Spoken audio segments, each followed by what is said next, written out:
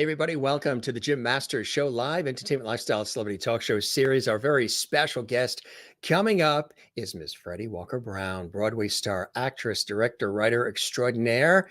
And she's joining us from New York City. She's got a very nice big cup of coffee in front of her. She's been up since 5 a.m. She was telling me that's basically what her days are like, extremely busy. So we are so honored and blessed that she can squeeze in some exclusive time with us to be a special guest here on this episode of the Jim Masters Show Live Entertainment Lifestyle Celebrity Talk Show series. How is everybody? It's so good to see all of you. We welcome you to our extravaganza we call the Jim Masters Show Live, where light, love, and levity sort of merge together into this vibe called levity, which I think is really cool. If this is your first time here, we welcome you. If you've been with us since day one, thanks for your loyalty as well. Hey, if you want to comment while the show is on, we have the JMS Levity Hall chat room open right now. That is on the YouTube channel. There's a little sidebar on the YouTube channel. It says chat. And that's the JMS Levity Hall chat room. If you want to chat with us, say hi to one another. We do that here exclusively. When you subscribe to our YouTube channel, you have the opportunity to chat. And I think that is really cool. It's a gift from us to you when you subscribe to the channel. It doesn't cost anything when you subscribe to the channel as well. That is absolutely free. Just hit that subscribe button. A beautiful day here, like in the 70s, light coastal breeze. Many of you know we're here in the New York area along the southern New England coast between New York and Boston.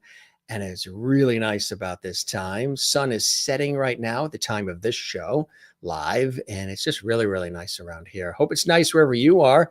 If you're having a good day, fantastic. If you're not, you know what happens at the Jim Masters Show Live. We put a smile on your face and we engage with all of you as well. While we welcome our fabulous guests. Thanks for joining us, everybody.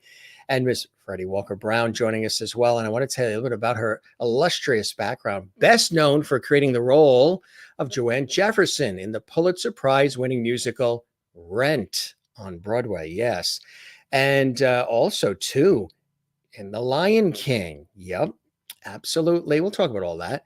Just teasing you a little bit. Most recently, she appears as Ghost in HBO's Search Party, Beverly and Rebecca Miller's Maggie's Plan, and Shay in Showtime's Emmy-winning series The Big C.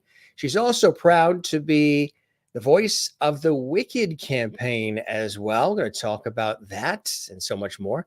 She's an accomplished actor, director, and writer, as well as proud advocate of the arts education for students in all schools everywhere, and a blessed experience when she had an opportunity to be in Rent. She's going to talk about that. That really was something absolutely amazing. And here is a shot from opening night. This goes back to 1986. Can you imagine that? That just seems like it was yesterday. An iconic musical and an iconic guest joining us here. We really are honored to have her here. Guys, if you want to comment during the show, again, feel free. Let us know where you're watching from. We love to have the interactivity and we love having all of you here. We're going to dive right in because we have so much to chat about. And there's some really cool projects and things that Miss Fredi actually works on. She's got Big Spoon Productions. We're going to talk about that. Did you see when she was on Law and Order? Yeah, she did that too. She's done it all, continues to do it all. That's why she has a big cup of coffee with her. That's why she's up at 5 a.m. So great to have her here with us here on the show.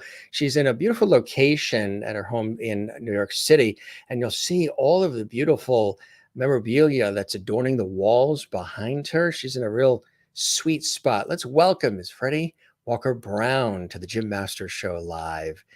Miss Fredi, welcome to the show. It's an honor and pleasure to have you here. Thank you. It's a pleasure to be here. Up since 5 a.m., huh? Yes.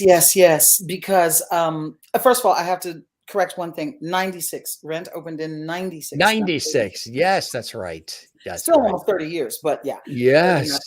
Right. I know that ages everybody, right? The 86. Look at her eyes popping out. But yes, up at 5 a.m. because this is not actually my home that you are looking at. This is my classroom in Jersey. Very nice. I used to live not far from here, but we have since moved to upstate New York, and we are actually building our own home. We're building a homestead up there. Nice. And so That's that's why I'm up at 5 a.m. every day, literally uh, schlepping rocks going and moving, cutting trees and and wood and yeah, hammering and yes, are you yes, enjoying that project? yes. Actually, Yeah. it's I mean, it's daunting, and I'm no stranger to hard work. Show business is a lot of hard work, and I'm no stranger to big dreams, right? Like, oh, I'm gonna go be on Yes. Broadway. What? Yeah. So, the idea of building your own home. Fortunately, my husband is a builder. That's what he does, That helps big time. big Yes. time. And we've been dreaming of this for a long, long time. Wow. And That's incredible. yeah, and last year, sadly, both my mother and my sister passed back to back.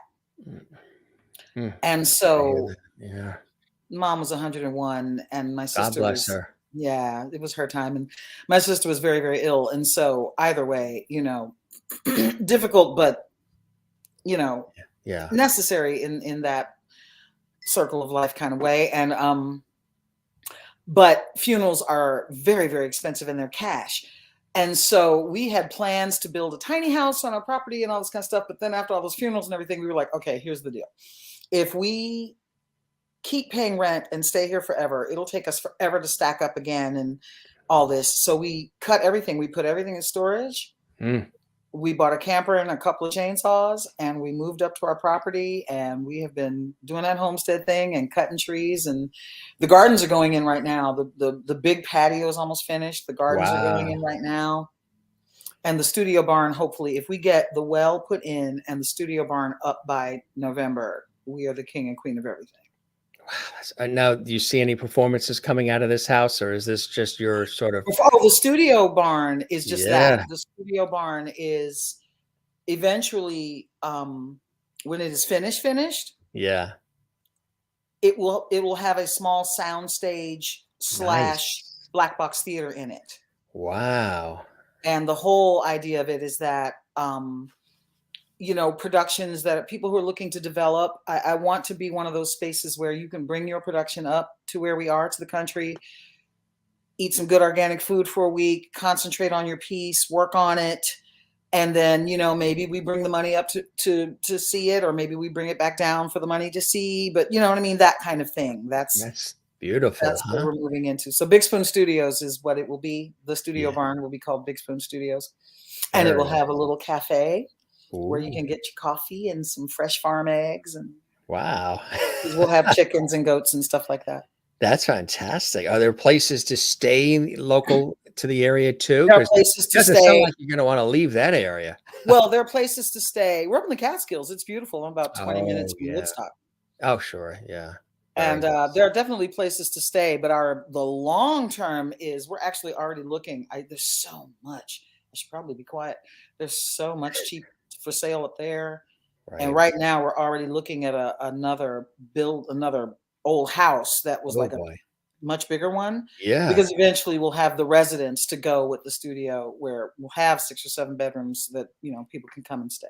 That is so nice, huh? So this has been a dream for quite a long Long time. time. Wow, it's come to fruition with a lot of blood, sweat, and tears, and Coming to fruition, but yeah, definitely. patience, and tenacity, and And like all that, and yes. all of that. That's fantastic.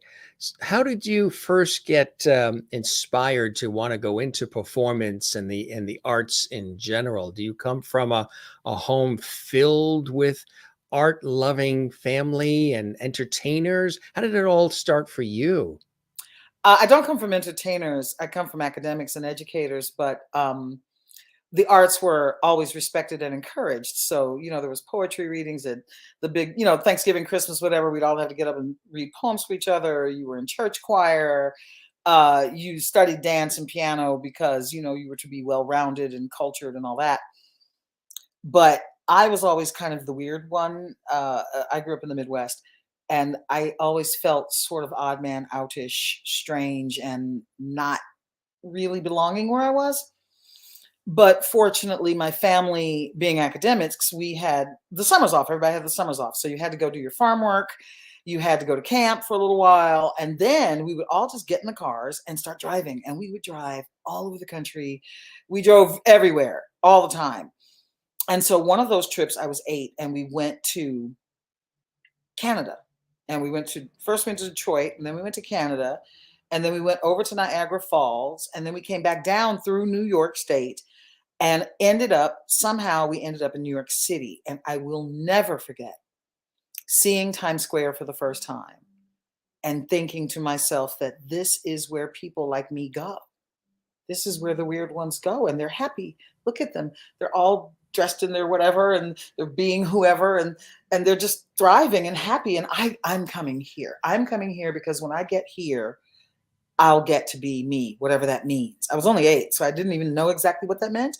I just knew that I wasn't able to be that where I was. Well, Sammy Davis Jr. sang about it. I've got to be me. Well, there you go. So that got me through junior high and high school because I knew I was out. I was like, whatever, y'all can be whatever because I'm leaving here. And then by the time high school rolled around, the whole theater thing kicked in. My moment of being in Glee.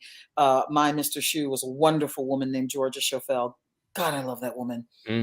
She was so amazing. This is how amazing.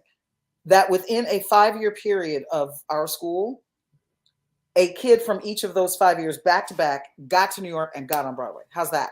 Wow. Yeah. That's incredible, huh? Yeah. I mean, those are odds that I'm just like, what? That's so, yeah. Wow. Yeah. So that was very influential and impactful for you, huh? Who, her or the trip to New York? Oh, all of it. She was all of the above. Yeah. All of the above. Yeah. So what happened from there? What would you look at as maybe one of those door opening opportunities that came your way that sort of spurred the ball rolling for you in a positive direction? You mean showbiz wise? And what really my experience in high school, and this is a public school, and that's why I'm just like, people, arts education, please. Yes. It saves lives. I know it does. It saved mine. And so that whole experience, she designed, okay, you guys know what TYA is. You know what TYA is, right? Tell the audience. For young audiences. Yeah. Okay. This is a real job, people. It's a real equity job that you can get where you go around and they build a little show and you put it in a van and you go around and perform it for kids at grade schools and stuff in the tri-state area. This is like a real actual contract and a real job. Well, guess what? Georgia Schofeld designed it for our high school. We did this thing called touring company. You had to be in the junior and the senior class, and we wrote our own children's show, built the sets and costumes, packed it up in a little van, and we went around and we toured it to little kids in grade schools. I mean, when I got to New York and realized, wait, I can get paid for that? Yeah. Seriously? And I can get insurance and what? In. I mean, it was amazing what she prepped us for. So by the time she got done with us, by the time after my 4 years with her, I was like, that's it. I'm doing this. This is what I do. I did my first professional show at 14 at a puppet show at a Six Flags in Georgia. And then the next sophomore year and junior year, I did shows in our town. I forgot what they were called. I forgot what that Spotlight Players or something. I don't know, whatever. But it was a couple of musicals, and those were in the summers. And then by the time I was 16, 17, old enough to work, it was Six Flags and the amusement park shows. And then by that time I was in New York. I was like, okay, I'm gone. I'm gone to New York. As soon as I could get to New York, I got there, and it just never stopped. It was just one of those things.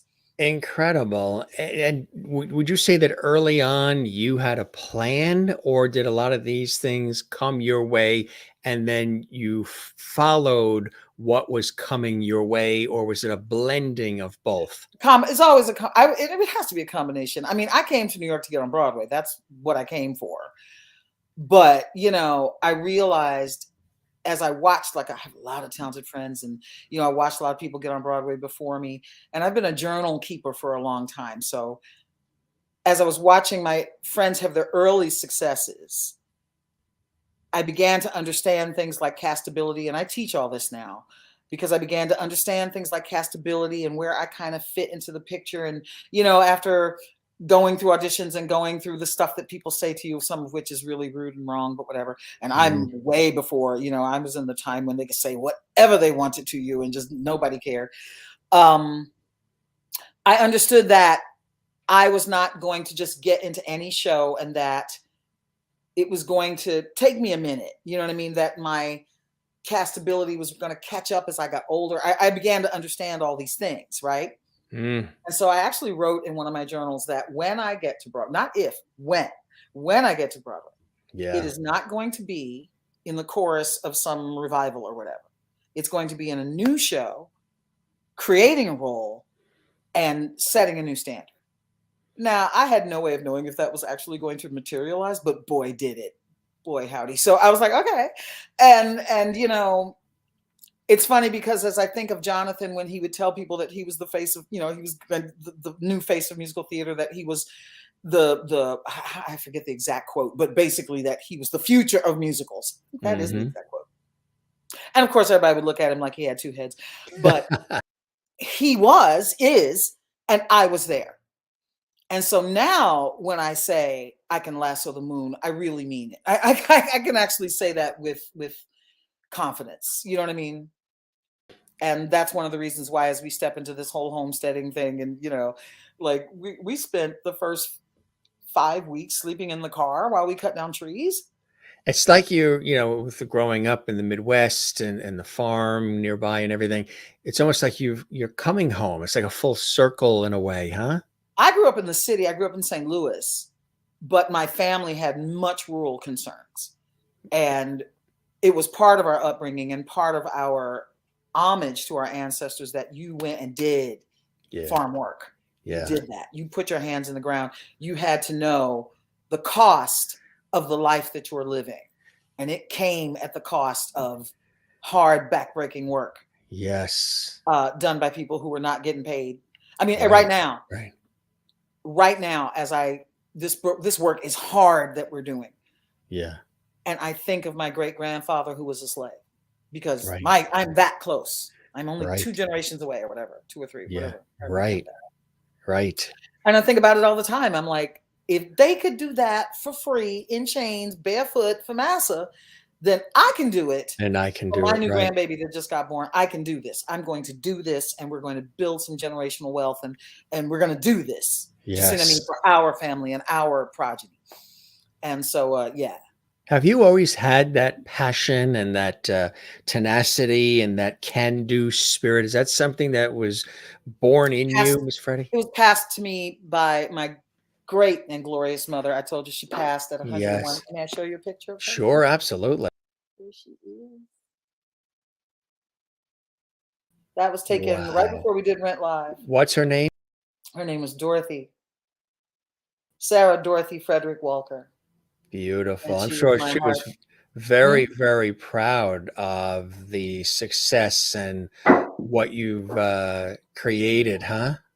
Well, she was the one who let me be me. I love my family very much. And but they are like, you know, like the Huxtables. Very upscale, assimilated Black people, lawyers and doctors and professors and the like, you know what I mean? And so when I was like, yeah, I'm gonna be an actor, they were like, wait, what? You know, it was not exactly Jack and Jill. It really wasn't the Howard Spellman pathway that there was no Ford Pintos in the driveway. I'm sorry? There were no Ford Pintos in the driveway. Oh, no. But I'm saying, like, it was not like the highfalutin, high academic thing that I was doing. You understand? Yes. You know, I did not go to one of the HBCUs, the historically Black colleges and universities. You know what I mean? I stepped away from all of the bougie Black pathway that my family had been on since. I mean, and this is one of the things, I come from one of those families where we know as much of our history as we have been able to accumulate. Yes. So we understand, we've been following my great grandfather, Oliver, who was the slave. We've been following him since emancipation, the school that he started at the risk of his own life, the way, you know what I'm saying? The whole story of how they came from chains to where we are now. And, you know, we were all supposed to push that further, which of course I have managed to do, but nobody really thought that was going to be possible when my dream started. You know, I was supposed to go to Stanford or Princeton or something and be an engineer, but no, I decided to be an actor. And everybody, the head exploded for like 5 minutes, and then now it's like, oh yes, our niece, the Broadway star, or you know, whatever. So you know what I mean. Once you've done Exactly. it, then everybody's like, "Oh, we always knew she could do it." That's it. Yes, and can we get tickets to the show? And right. Oh, I brought them all in. I definitely brought them all. Yeah. Oh, I flew them all in. I did. How did the opportunity to be involved in Rent come your way? Just auditions, Really? people, all you Just actors out there, doing it. remember, auditions are your day job. That's what you do. And you go to Mm, your auditions and you just go to them. That's it. You go to them and you forget them. And after that, you go to the next one and you go and you go and you go. And I was directing mm, when the chickens came home to roost. yes. When the Rent auditions happened, I was literally on a ladder hanging blacks for that show at the new school, I think. And then I was like, oh, right, I got to get to this audition, which is a few blocks away. And I was all grunged up. I'm like all dirty because, I'm on a ladder. I'm hanging, building sets.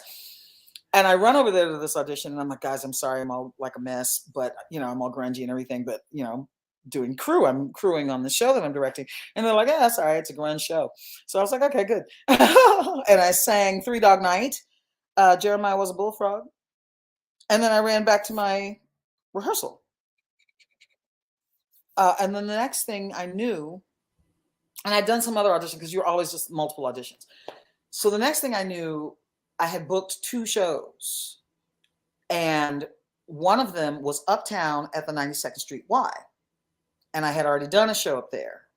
And I was living in Brooklyn. And Rent was downtown. And I was like, well, that's close. They were both the exact same amount of time, the exact same amount of money, right? And Yes. I'm like, the commute downtown is a lot easier because we still had to get to our day jobs. I mean, we were only making like, McDonald's money when we were in the in that workshop, and we all still had day jobs. So you're doing a 40-hour rehearsal week plus whatever your survival job is, right?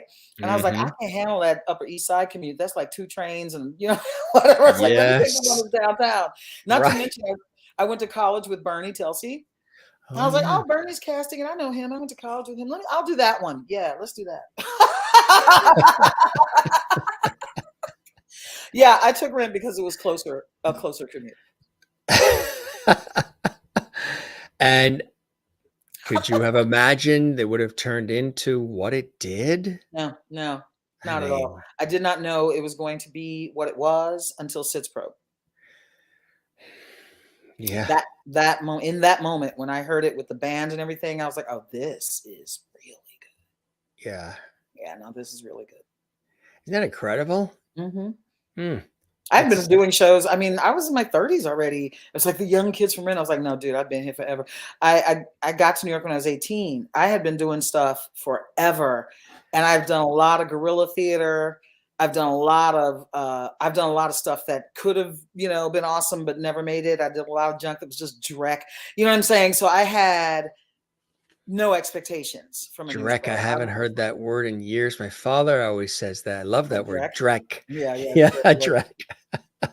Drek. Great word. Yeah. And so I love I sadly, I don't know about sadly, but I came to New York at a time when um it's interesting, the whole concept of cultural appropriation, because this is America, which is supposed to be the melting pot, right? So throwing a little, I went to NYU for crying out loud. Throwing a little Yiddish into the thing is just what you did. You know what I mean? Nobody thought twice about it. Absolutely. Yes. It's like I'm Hmm. dancing over here. So, so I had, Madashevitz. yeah, right? I had no. I did Purim Spiel. I did Elizabeth Cantos. I did the canting in her Purim Spiel. I was the cantor, for crying out loud. Yeah, I tell you, And that is archived at Lincoln Center, which that is very is. cool. Yeah. Uh, Talk about versatility, huh? Ooh, yeah, that that was was a while back. fantastic. I Yeah. really, that was quite a trip, that show. When you look at Rent and the whole experience, what are some of those key moments that stand out for you even today, Miss Freddie? Uh, Key triumphant moments or tragic? Because we all know the tragic ones. Maybe start with the triumphant, and then maybe if there's anybody watching that's not familiar with the other side, yeah, you can share anything you want. The um the opening night,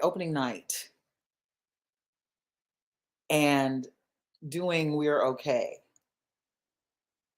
And just this quick out of body experience of seeing myself actually achieving my dream. You know what I'm saying? I'm like, I am doing a spotlight solo number on Broadway right now.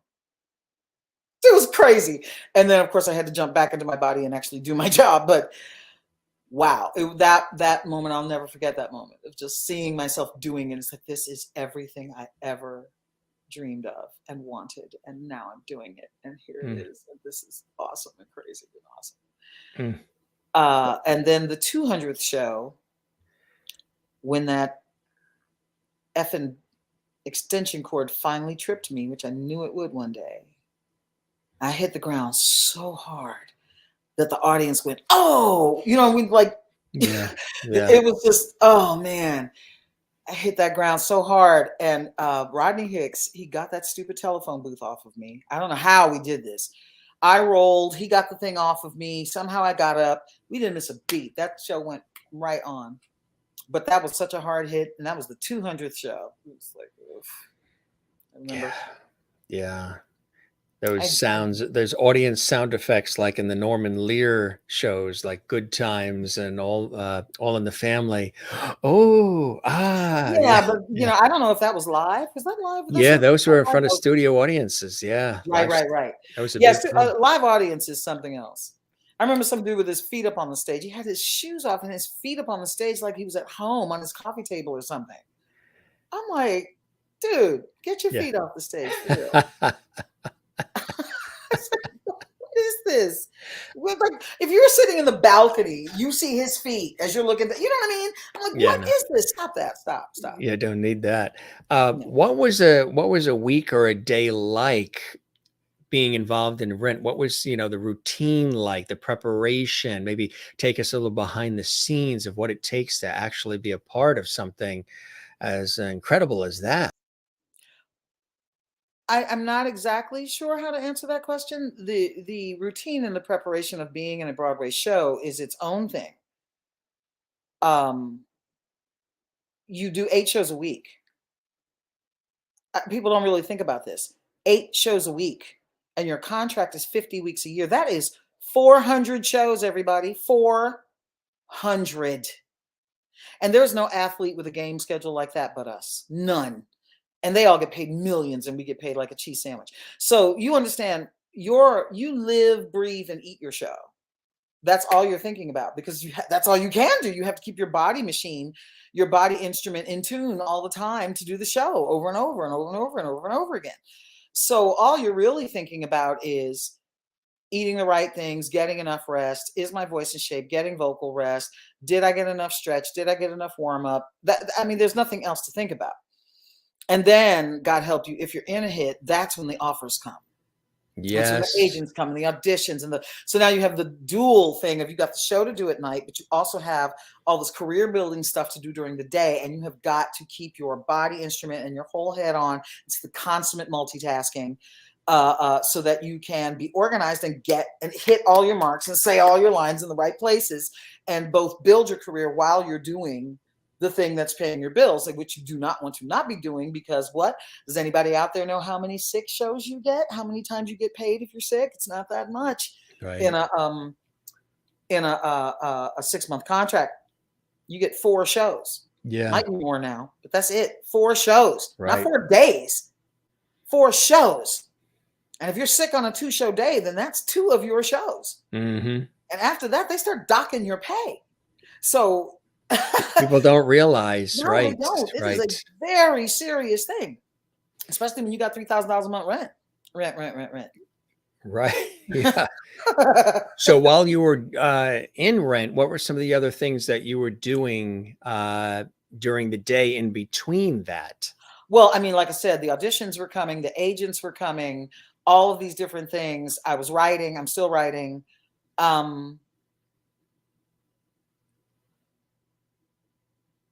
Oh my gosh, the interviews, the magazines. It was because it was just such this ridiculous hit. Most Broadway shows don't do what Rent did. Did commercials and television and film start knocking too? Commercial, definitely one of my goals was to do the voiceover thing, and that door finally opened, and that was awesome. I love the voiceover thing. No shoes, no makeup. It's That's awesome. it. You just do it, right? I love it. Exactly. Yeah. So that door definitely opened up, and I spent a lot of time pursuing that. Television and stuff. All the doors started to open. Once again, I'm interestingly oddly difficult to cast for some people, depending on what the thing is. And so the roles when they come, and that's the one thing I do love about my legit agents that I've been with forever. They understand my castability, and they pick really good stuff.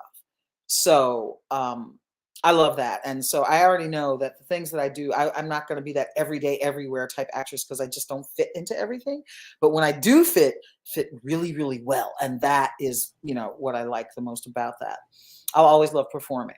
And that's a wonderful thing.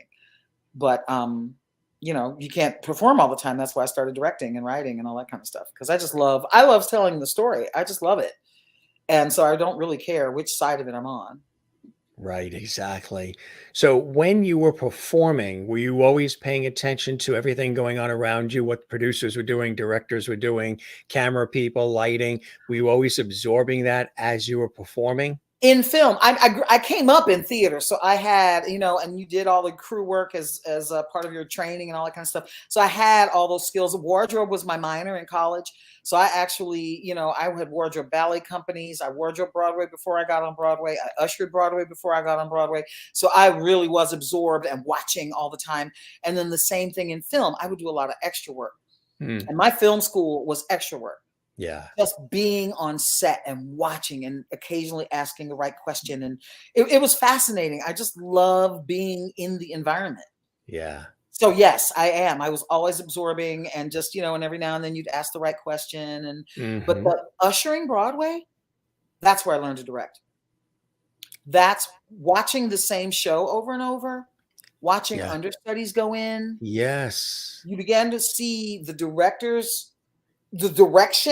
versus the individual actor's intent. You began to see how actors maintained a long-term performance night after night after night.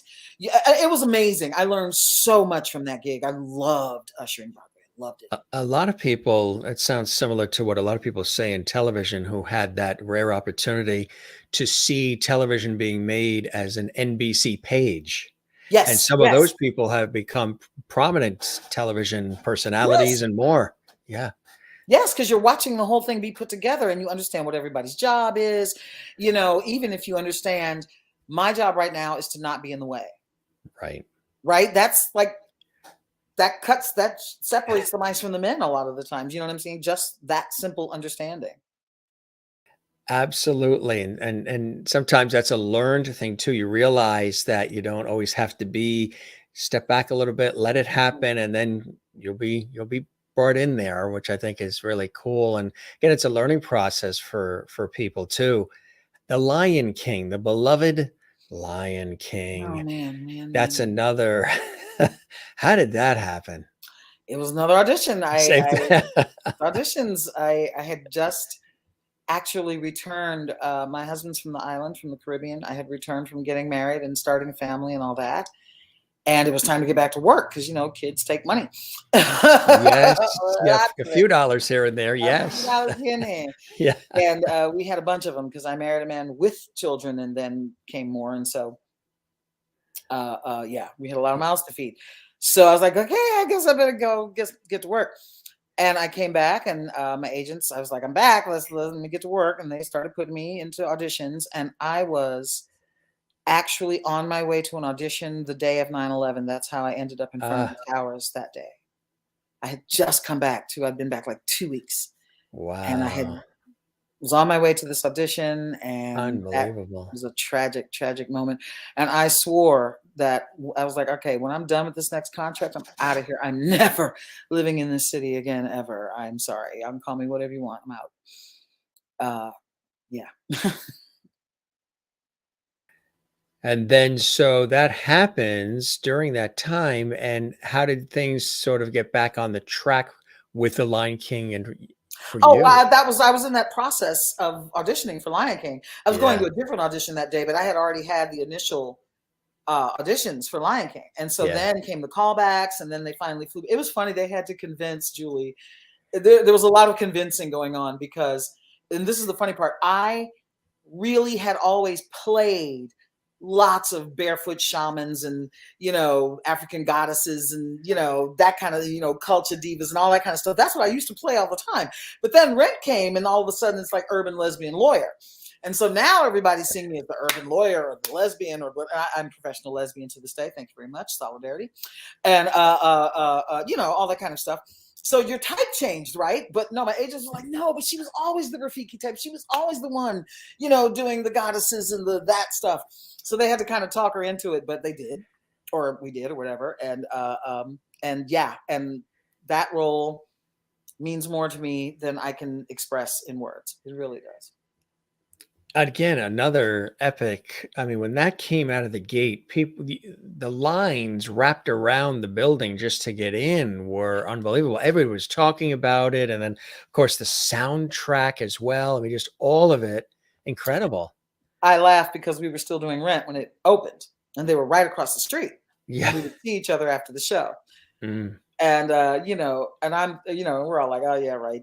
Cause Beauty and the Beast was the other big hit, right? Yes. So we were like, yeah. Dancing teacups, whatever. No.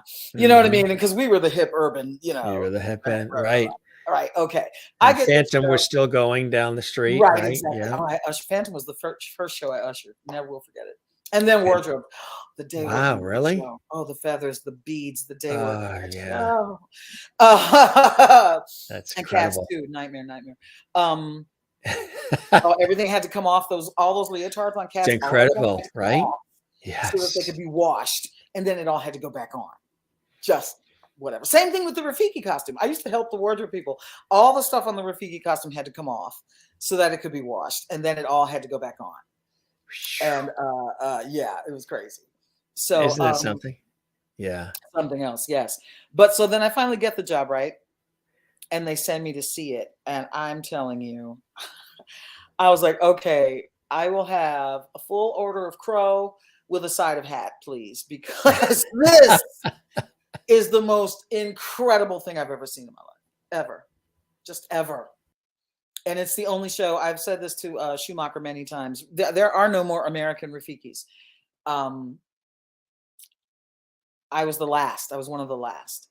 And that's a contractual thing that Equity worked out because Julie always wanted authentic Africans, which is, I'm sorry, Julie, some of the most seriously old master stuff I've ever heard in my life. But that's just what she wanted. And so since Disney was basically running Broadway, I mean, all the jobs were theirs. Yeah. They capitulated, and Equity capitulated and gave her the 3 North American Rafiki jobs for South Africans to be imported, basically. Once again, very old master. A whole other way of thinking. Of it is so old master. It just makes me crazy, but whatever. Right. That's how that worked out. And so I'm very grateful to have had the opportunity to do it because she always wanted authentic Africans. Something really, really still hard for me to actually articulate in words. But I'm so grateful because talk about a touchstone. I mean, once again, I am obsessed with the show Finding Your Roots. Okay. Oh, on PBS. I've got to get on that show. I have got to get on that show. I am on a mission. And if you want a standby wait list? No, I just learned about the show this year. I really? don't have time to watch anything, and I have already binge watched 8 seasons of it. I'm obsessed with it. I'm going to see every episode twice, and I'm getting on that show. If it means I have to get more famous, I don't care. I'm getting on that show. I got to meet that man. I got to get on that show. He has questions from, I have to get those answers. And I'm getting on that show. I want you to know I'm completely obsessed with it. Okay. That's exactly what Bob Stewart told me you said about coming on the Jim Masters show too, which I think is amazing. Goals and high five on that one. There you go. And so far I've achieved all my goals, which means I'm getting on that show. You're getting on that show. Yeah. What led me to this was the way he talks about the experience for African Americans and how their history stops at a certain point because of slavery, right? And when I did Lion King, you have to do those 4 African languages. Now, I speak fluent French. I speak reasonable Spanish when I need to. I can find my way around. I've spoken German. I've spoken a little bit of Japanese. I've spoken all kinds of languages. But those African languages might as well have been Martian. It was especially the Xhosa. Oh my gosh. I work on that all the time. And my heart split open realizing that all of that should have been mine. It should have been mine. It was mine, but it was stolen from me. And so doing that show was my first chance to get anywhere close to what my roots really were. You see what I mean? And to Yes. feel those feelings and to speak those words and to sing those songs. It means more to me than and I've told Schumacher many times, it's the only show I would do again. I would do it Yes. again in a heartbeat. Yes. Because it filled me in a way I have no words for it. It was incredible, really. You've done so many incredible things in this illustrious career, Miss Fredi, as well. Band of Angels is another. Oh, that was so my friend Myla Yeah. Churchill Barrett wrote that. She was my sister. Losing her is still a huge hole in my heart. Yeah. But doing that and the Fist Singers, Yes. it's just awesome. But yeah, no, it was great. And I've directed most of her pieces, except for that. That's the only one I was in. And I have a couple of her pieces in my pocket. Okay, when we're ready for that next great jazz musical, I have it. Written by Myla Churchill Barrett. Just can't wait. Won awards with it at the Fringe. Couldn't believe it. We actually mounted that thing at the Fringe, and she does not write small little stuff. She wrote this huge period musical. I was like, right. how are we doing this at the Fringe? But I love bare theater. I love kind of stripped down theater. So it was kind of the perfect marriage. You know what I mean? Yes. She would like these big, very decorative things, and I like very bare bones, kind of stripped down theater. So I could take her stuff and minimalize it, and it really works. And then there's Once on This Island, which I love. Now that's the show. I was wardrobing that show. The night my apartment burned to a crisp. Christmas night, 1990. And I was engaged. I had just left. I had just returned from California from my engagement kind of announcement with this guy and meeting his family and everything. And I come home and I'm back to work and the apartment burns down on Christmas night. On Christmas night. And he dumps me on New Year's Eve, 5 days later. I can't be there for you emotionally, quote unquote. It sounds like a Lifetime movie. It was a rough week. I dodged the bullet because who wants to marry somebody like that, really? But, yes, at the time, it was gut-wrenching. Yeah. But I was doing that show. I was wardrobing that show. And that is the show that kept me from just falling into the pits of despair. That beautiful message of love triumphing over death and being the thing that carries us through the generations and why we tell the story. And you have no idea. I mean, it saved me. It did. It restored me and it kept me going. It's incredible, huh? And then later on, I got to play Erzulie. And that production was directed by Eric Riley, who was the original Papa Gay on Broadway. So that was awesome. Incredible, right? Yeah. I mean, it's amazing when you think about all these opportunities that have come your way and how you've been able to master them in your own way through things that life's thrown at you, including the Buddy Holly story. Oh God, I loved that show. That's the show that I got right after the fire and everything. Because that's when I decided, I was like, I didn't come to New York to get married. I came to get on Broadway. Let me get about that. And that's when I just started really hitting auditions and just going for it. But I want to follow back to something that you asked me before. Like, when did I really know that I was supposed to be doing this or that it was the thing, right? Yes. I told you about that fire. Yes. That fire burned everything in my apartment, everything, except for 2 things. All of my family pictures were untouched. on the walls, like pictures on the walls. It went around them like a finger. Pictures Yeah. in frames. Of all the things, those are the things you wouldn't want to lose, right? But also audition music. I had just had these charts done. I had just spent my last little actor dimes to get these charts made and the headshots. That's all I had left. My past and my future. That's incredible. It was incredible. I was Yeah. like, yo, universe, I get it. You didn't have to be so drastic, but still. I was going to say, is there a message in it? Did you get What yeah. other message could there be? All you had was your family pictures, your past, and your audition music and headshots. That's it. And a sweatsuit that I happened to have been wearing to bed that night. That was it. So there was no question to me about, after that, there was never a question about what I was meant to be doing. Did that change anything for you, or did that enhance what you already believed? That I'm saying experience? it solidified all of it. It made it so that I was like, yes, this is what you're meant to do. Obviously, all I had left was where I came from and where I was going. And this is where I was going. And this song, actually, I booked so much off of this song. This is my lucky song. I booked so much off of this song. Want to share a note or two?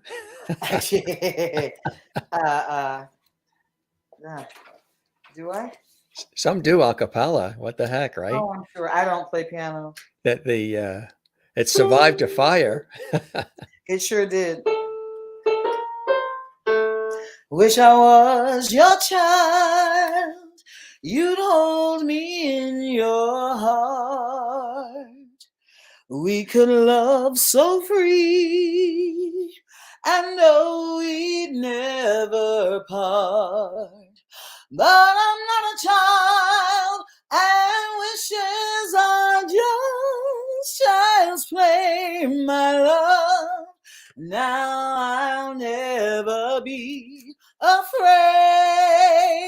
of who I am and who I'm not, come what may. That's a great song, actually, as I think about what it says. That's melted butter. That was you. melted butter. Wow. Patti LaBelle made that song famous, and then they did it Yeah. on Fame, baby. Love me And some they Fame. did it on Fame, right? Yes. Exactly. And then, of course, another singer extraordinaire, Diana Ross. That was a trip. Everybody came to Rent. Everybody came. It was a trip. Yeah, huh? Yeah, it was a trip. It was a trip to have people that you were fans of come fangirling over you. You know what I'm saying? It's like, okay, yes. very weird. Remember the concert she did in '83 in Central Park when it rained and the whole thing, and they had to do a 2-day thing, and yeah, that was epic. And what a trooper! She continued through it. I moved to New York in January of 1980. No, December of 1980. December Right, of 1980. and that was '83. That one, right? Exactly. Mm-hmm. Amazing, huh? Yeah, another trooper, and of course we everybody's talking about the impact Tina Turner made just in general in life. Any words you want to share about Miss Tina? I saw her. I saw that concert, and I'm still trying to find the name of the theater. I was looking earlier today, trying to find the name of that theater, and it's bugging me that I can't remember. It's off of 3rd Avenue. It was a little tiny theater on a street that's off of 3rd Avenue heading west. And it was stuck in like this little corner. It had 2 stories and a big dance floor on the bottom. It was used as a disco for a while, and it had a stage. And she did a show there, and it was amazing. It was the What's Love Got to Do with It tour, or the Private Dancer, whatever that album was. Oh, baby. And it was just amazing, amazing, amazing. I will never forget that night as long as I live. My mother actually went to see her. My mother, when she was with Ike, my mother always tells me stories about going to see her with Ike and how amazing she was. We have all female performers. We have so much to thank her for. So much. Women in general. I mean, she was pre-Me Too in the hugest way.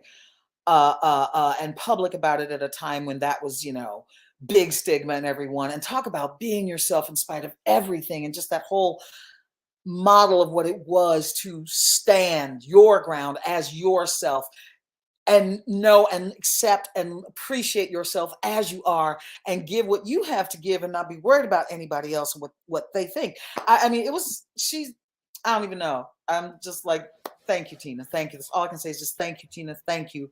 Thank you. Thank you. Over and over again. Thank you. And I've got to know the name of that theater. Anybody out there know the name of that theater? Oh Yeah. my gosh, it's that little. You want to phone a friend or? Yeah, seriously, I've been looking for it all day. I was talking to Bob earlier. I was like, Bob, what is the name of that theater? Talking about people who are inspiring and the like, who are some folks throughout the years that have inspired you? You mean performance-wise or Performance and in life. oh, in life, obviously Dorothy, mom is a big one. She's a big one. One of my greatest, always will be one of my greatest inspirations.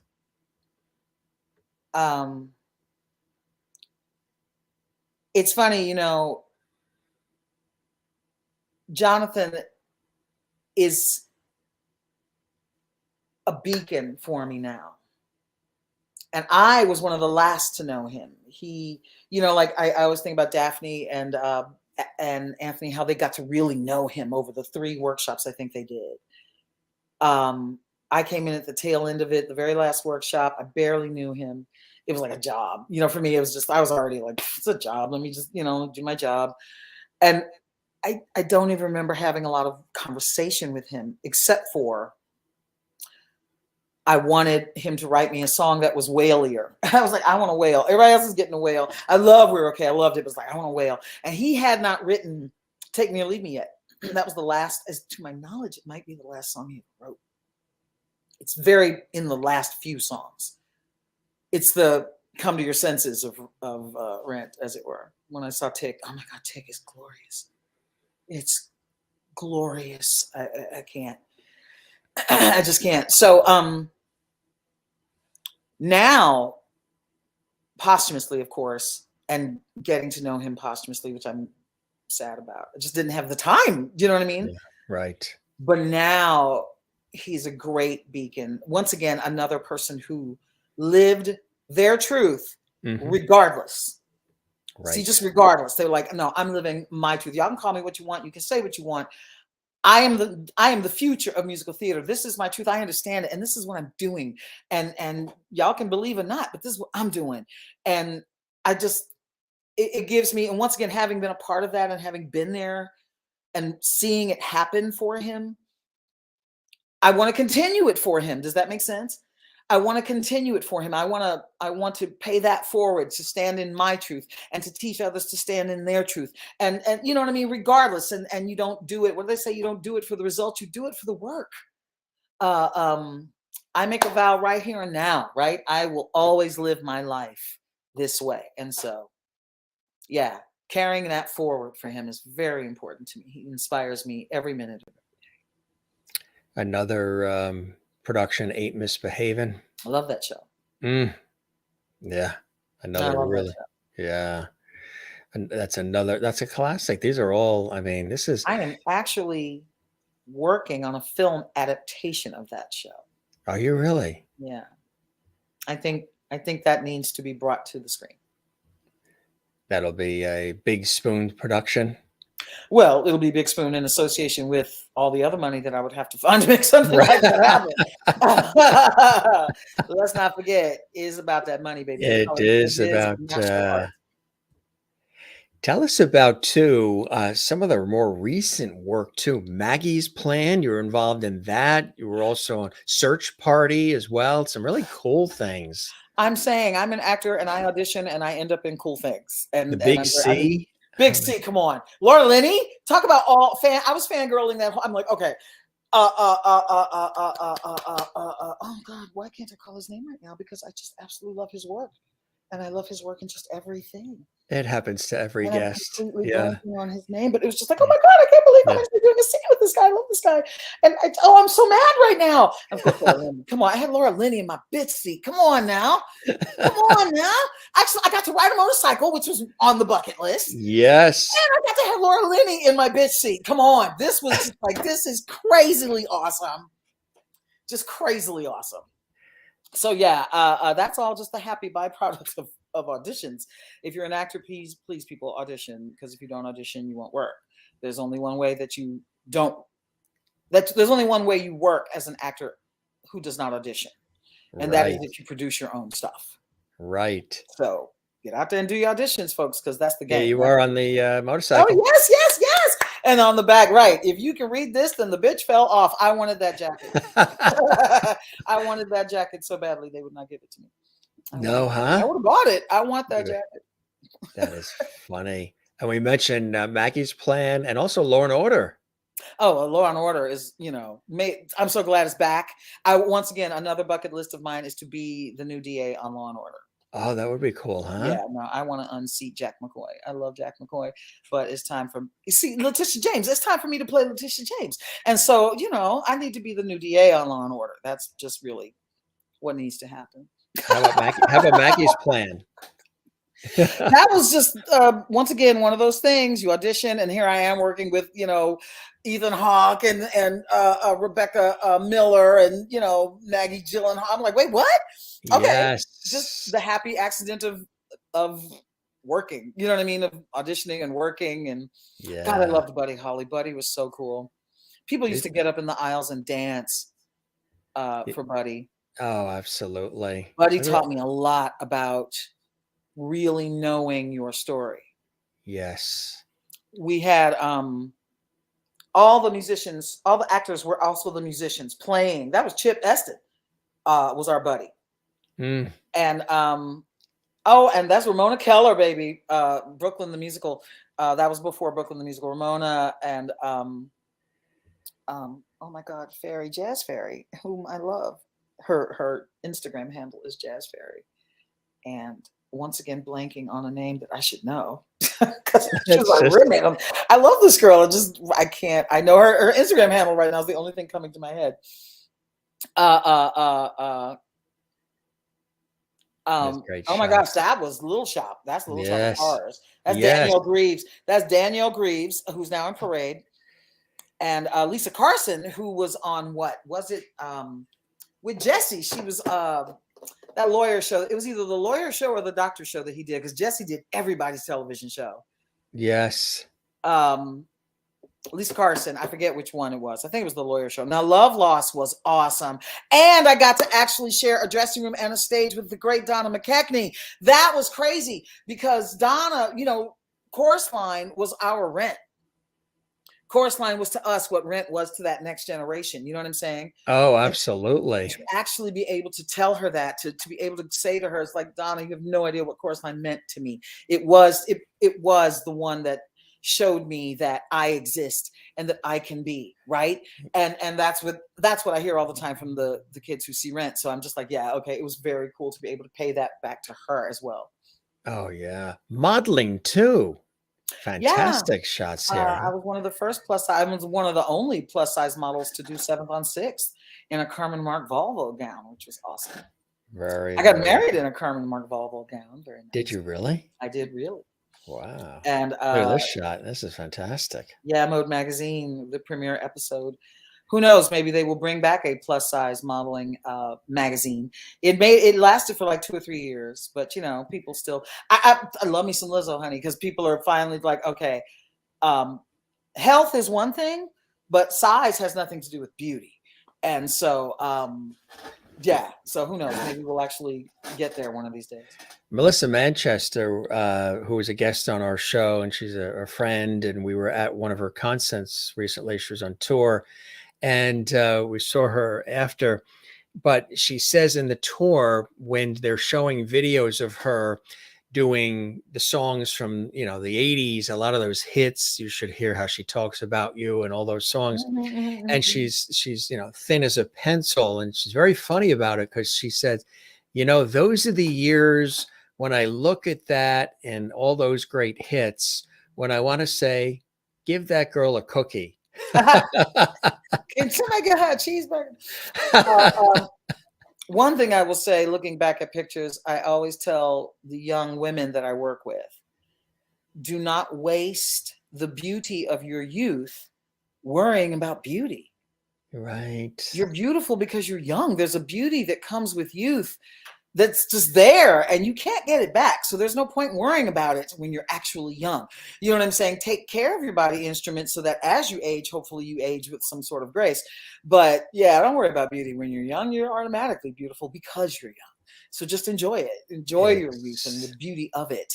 Absolutely right. And then look at all of these wonderful things that you're doing as well. Tell us about all of this, Miss Fredi. Well, there's two things I definitely want to plug before we finish. One is my album, but we'll start with the Yeah. Professional Skills for Actors Workshop, because that's really important. The Professional Skills for Actors Workshop is basically me taking the last 30 years of my life and putting it into a workshop so that actors don't have to make those mistakes. They don't have to stumble around. They don't have to be broke. You don't have to, this is an actual business. That's why my slogan, I say it all the time. It's called show business, not show art. That's But right. when you train, everybody trains you to be this great artiste, but nobody tells you how to get a job or how to navigate the business. Right. And so that's what the Pro Skills for Actors Workshop is. I do it every quarter on Zoom. You can sign up through Eventbrite. I broke it down into four 2-week sessions. So every quarter for 4 Mondays in a row, I do the 4 sessions. And it's invaluable. It's invaluable. I do it live at Broadway Con every year. I'll be doing it again this year at Broadway Con. And I do it for certain universities when, universities bring me in to do it. I'm trying to get it to be a regular biannual thing in New York, as well as the quarterly online thing, so you can do it from anywhere in the world. But yeah, it's the first week is auditions are your day job. The second week is the showbiz machine. The third week is planning your life. And the fourth week is feeding the artistic spirit. And these are the aspects of what you need. And it's funny because I do auditions are your day job and the showbiz machine first, because that's what most young actors are interested in. How do I get an agent and all this kind of stuff? But honestly, planning your life and artistic spirit are more important. Yeah. Now that I'm on the other side of it, I understand that, because actors get so busy, my career, that they forget that, no, you get to actually have a life, right? This is your job. That's and right. yes, it's our vocation. So, we're very passionate about it, but it's also your occupation. And at the end of the day, you want to go home. What does that look like? What does that look like? Right. All about Eve, of course. Yes. Oh, the yeah. scene in the car after she's been sabotaged and Betty, what is her name? Her name, Betty with a G. See, names. Terrible. That wonderful actress, though. Sounds like Betty Davis. Betty Davis, and then the other actress who's the blonde, and her name was Betty something too, wasn't it? I forget. Anyway, they're in the Rabel? car. No. Oh gosh, come on, folks out there in the Lovely Land. In the say it again. Lovity Land. In the Lovity Land. Come on, Lovity Land. Help a diva out, because I suck with names. Help a diva out because I suck with names. Yes. That's going to be a new bumper sticker you're going to see everywhere. T-shirt, help a diva out. I suck with names. Because I suck with names. At any rate, Betty Davis and the blonde Betty, what is her name? Anyway, they're in the car having the scene, and she's talking about how she wants her life to be more than just a book. Betty White? It's not Betty White. Sherry Larson said Betty White. It's not Betty White. It's come on. Well, we know it's not Joan Crawford. It's not all about Eve. Cast. Yeah. And yeah. Definitely. Oh, that's right. Ann Baxter, Marilyn Monroe was in this movie. It's such a great movie. Celeste Holm. Why am I getting Betty? Celeste Holm. That's what threw it off. Yeah, Celeste Holm. Celeste Holm, genius, wonderful actress. Also in New York, wonderful. Did a lot of musicals. Loved her. Celeste Holm. They're in the car. They're having the scene, and Betty Davis is talking about how she wants her life to be more than just a book full of clippings, right? Yes. That at the end of the night, when you look up and he's not there, then what am I? What is it? You see what I mean? And that really affected me, and that's why, as I teach that part, I'm like, look, guys, at the end of the day, when the applause is over and you leave the theater and you take off the makeup, what is your life? There needs to be a life too. And you can actually have that and start planning it and start thinking about that as a reality, even while you build your career. And so that is why the Planning Your Life Week, I think, is one of the most important weeks. When we do it live, I bring in financial advisors and all kinds of things, you know what I mean? So that people can really plan their life, have an actual life out of this wonderful career that we hope they're all amazingly successful in. So you love paying it forward, don't you? You love Have to, inspiring others. As you're inspired, you're inspiring others as well, huh? have to. I come from a long line of teachers and educators, and so to to combine those two skills, the teaching skill and the artistic knowledge and whatever, to put them all together, it's part of what makes me a decent director. You see what I'm saying? But to Yeah. put them all together in this form, to pay it forward so that other actors can really just sidestep a lot of the drama, offstage drama, and work on getting the jobs on stage drama, Yes. that really, and very much like my teacher from high school, I have a good, decent success rate from people who have taken this class and have gone on to really work. Big things. Very proud of it. Showing a couple of websites here for everybody. Of course, bigspoonproductions.com, musicandartacademy.com, and proskillsforactors.com. Some great sites to connect with as well. And you were mentioning the album. Congratulations on that. Tell us about the album. The album is called hashtag One People, One Planet. It is literally a hashtag. Hashtag #1people, #1planet. It is a protest album. I started it in the COVID. Once again, I'm always teaching my students to be creative. That's what the artistic spirit part is about. Create. Don't wait for the business. Create. If you're an artist, then create. And we have film studios in our pocket. We have, music studios in our pocket. So I'm sitting there at home in the COVID and I'm like, okay, let me make something. And Fatboy 45, our last president, trying to be our next president, God help us all. Wait, what did you call him? I call him Fatboy 45.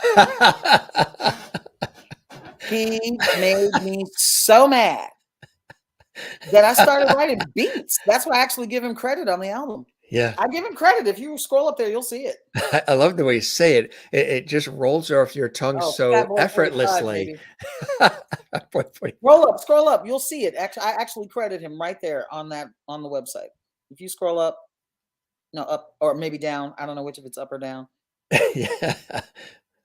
Well, with all that was going on, oh, there you in go. all fairness, look, in all fairness, I must give credit to Fatboy 45 for pissing me off enough to write beats. It's true. He got me so mad. I was like, I got to do something. So I just started writing beats. I started playing around in GarageBand. So 3 of the songs are out. The album got interrupted by the death of everybody last year. Yes. But we are continuing. So each song deals with a different topic. And the title song is Human Family, One People, One Planet. Systemic racism is It Took a Law to Make Me Human. That one I'm very proud of.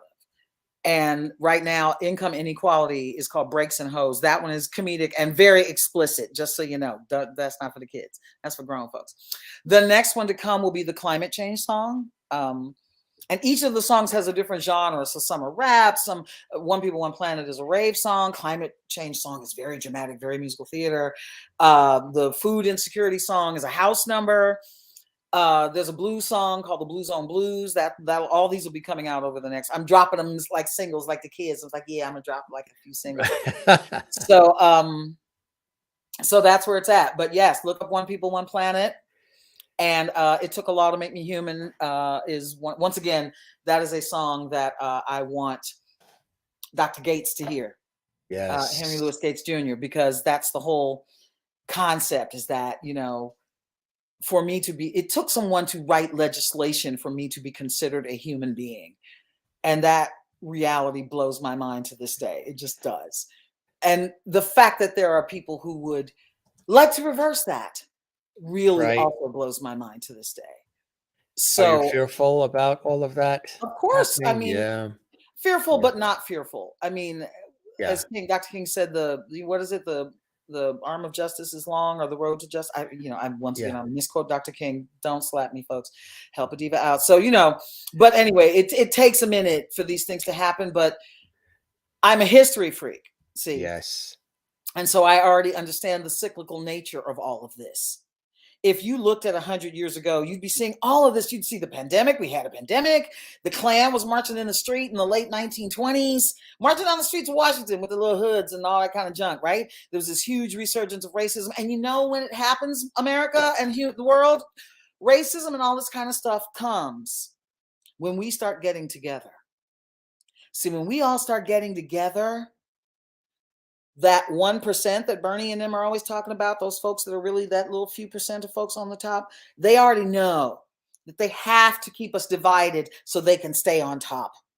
So when you see racism and misogyny and immigration and everybody hollering about all that, and trans and all this junk, folks hollering about all that and spewing all that hate and trying to stir it up, that is to keep us fighting over things that don't actually matter, so that we are smoke screened while they're busy doing whatever they're doing and taking all the money and doing whatever they're doing and staying in power and keeping their foot on all of our necks. See, they're and turning the way, Jim, the way they are turning people against each other. No, not against each other, against themselves. Against themselves. The very people, don't you understand, who are promoting all of this and who are the foot soldiers of all of this, they have been turned into minions of the devil by people who are lying to them and using them to stay in power. I'm telling you now, poor white people, old massa don't care about you any more than he cared about me. Do you understand? The phrase poor white trash was not invented by black folks. It was invented by massa and taught to me the same way he taught the N-word to you. And I ask you the same way I ask in my song, what did you get for being white? What did you get? Do you have health care? Do you own your house? Are you financially prosperous? What? Nothing. You got lied to and used. That's what you got. Listen to that song. It took a lot to make me human. I'm singing about it, people. I'm not kidding. And when we wake up to this, that's when it changes. Because when they was talking about 99%, you remember 99% in 2008, 2009? Oh, honey. And right when Obama came, they were like, oh, no, we got to start some racism. We got to do something because we can't have that. Yeah. Solidarity. We can't have that. Why they're standing together. They're turning it on us. Why we can't have that. So that is when that's when it all happens, folks. Misogyny, racism, homophobia, all that junk is all just smoke screens to keep us fighting over nothing. Absolutely nothing. While they keep doing what they're doing and destroying the planet and keeping us all broke and busy and tired and stressed. That's all that is. So now they're not turning us against each other, honey. They are destroying themselves. Because you cannot stop. You can't stop the future. You can't stop it. You can't stop anything. All you can do is just be like, I don't want it to change, but it's going to change. Exactly. All of this pain and anguish and everything that's happening is a monumental lifting of the veil, a crack in all of it, and getting to the other side of it is the goal. Yes. It's powerful message, Miss Fredi, an absolutely powerful and important message for everybody to hear. I hope so. I hope that I don't want to use the word woke anymore because that word has been bastardized into something that is sad. But I hope that awareness and clarity begins to come forth. I hope that people begin to really see, what am I getting from all this hate, all this exclusionism and all this wanting things to be where they were? What am I getting? Is this really actually helping me? Because folks don't really care about the other person. They're not worried about whether it's helping them or destroying them. Ask if it's helping you. What is it doing for you? Because it's not really helping you. Hate, that hate is not helping you. And all that violence and all that doesn't help you. And it certainly doesn't make you look powerful or masterful or superior or anything else. It just makes you look sad and evil and used. And let's talk about own the libs. The libs are laughing at you. It's like, you have any idea how ridiculous you look? You took horse medicine, for Christ's sake, because they told you to. Come on. And you didn't want to wear a mask to protect your health. But when it comes to that racism, you're going to slap those masks on right quick, right? Right now you're out there in your mask. Yeah. It's hilarious. It's like, come on, stop.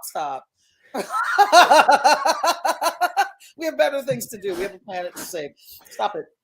You do something magical with your eyes when you get passionate. Have you been told that before? They just light up. They're just like... I've been told a lot of things. Right.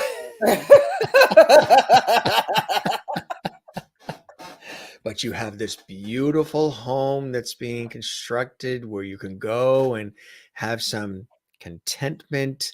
You Ooh, can regroup, plug in, have some sanity, and just have your thing, which we all need, right? We all need, because everybody's angry. I was just on the highway today and everybody was going 85 miles an hour, cutting each other off, all angry, all and I've said, you know what? We've all gone through this whole situation the last 3 years, all of us in our own individual ways.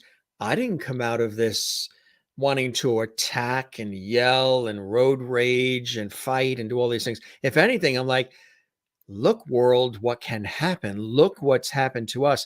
Let's do what we can to come together and bring it together. So, come you know, together, let's all paddle, you know, keep going, as opposed to everybody else just sort of, it's mine and I'm mad. I lost 3 years of my world.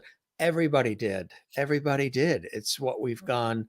Everybody's so uptight in the supermarkets and the stores and the schools and the on the sidewalks, on the highways, and it's not of my world, meaning I was not planted here, created here to be here to sign up for any of that. I'm the opposite. I'm a Libra, balance and Me harmony. So too. see, yeah, I See, like I to felt bring them like together, I felt see all sides and bring everybody together and all let's all get a slice of the pie. You know what I mean? Mhm. Because the earth spins a lot smoother on its axis when that happens, when we're all together and we all have something to say, we have something to bring to the table, and we listen. Everybody's talking at and talking at. Nobody's listening at all.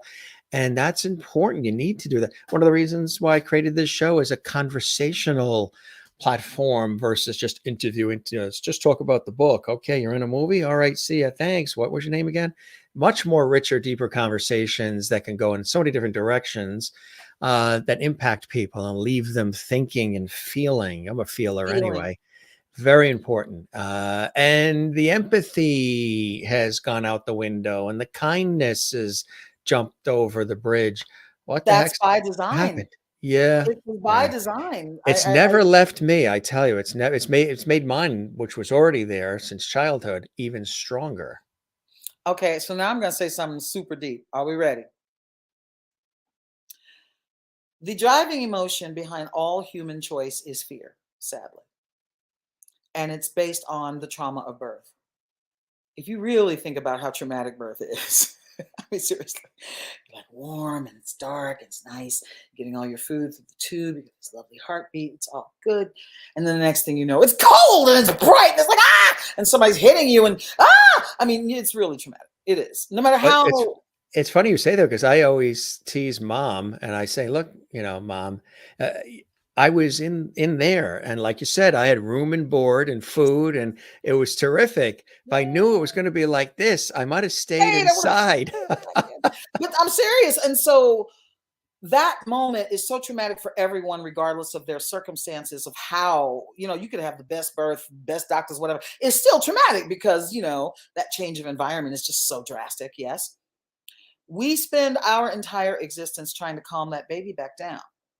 Now, if we get the fundamental care that we need in our developmental years, the right amount of comfort, the right amount of security, you have an easier time of it in life. The fact that you are able to continue to have a positive outlook and do all those things like me are direct results of the fact that we in our formative years had security and comfort and love in a way that helps us maintain that baby's fear. See, it's more easy for us to be like, it's all right, baby, you're going to be all right. Because we have a foundation that says that. Some people don't get that in their formative years. And so they have a great deal of trouble, keeping that poor baby calm.